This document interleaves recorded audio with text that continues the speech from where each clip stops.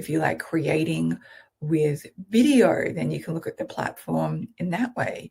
If you're writing as well, you can look at options like Substack and newsletters. It's really about connecting in with what is it that I want to say, what is it that I want to share, and what is it that I want to create. You don't have to be all the places, and you can stay firmly in the place that feels like a really good and beautiful fit for you.